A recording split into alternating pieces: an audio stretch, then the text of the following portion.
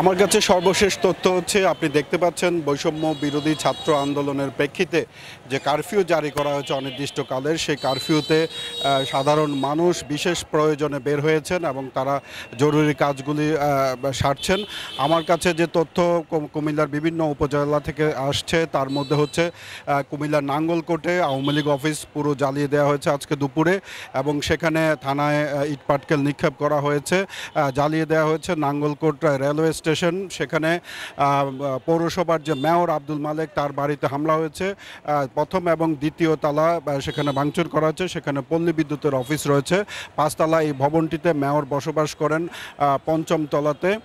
আর কুমিল্লার দেবিদ্বারে আপনি জানেন গতকাল কুমিল্লার 3 জন নিহত হয়েছে, সেখানে একজনের বাড়ি হচ্ছে কুমিল্লার দেবিদ্বারে। সেখানে লাশ নিয়ে বিক্ষোভকারীরা আজকে আন্দোলন করেছে মহাসড়কে, এবং মহাসড়কের পৌরসভা সদর থেকে শুরু করে জাফরগঞ্জ পর্যন্ত মহাসড়কে গাছের গুঁড়ি ফেলে সেখানে ব্যারিকেড দিয়েছেন।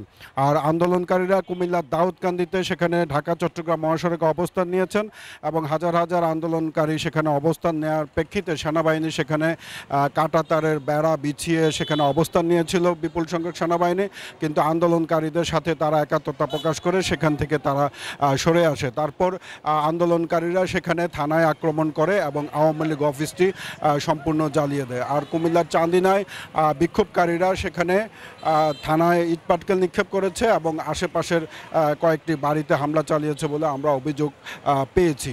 এই ছিল আমার কাছে সর্বশেষ। আপনি দেখতেই পাচ্ছেন যে কুমিল্লা শহরে এই মুহূর্তে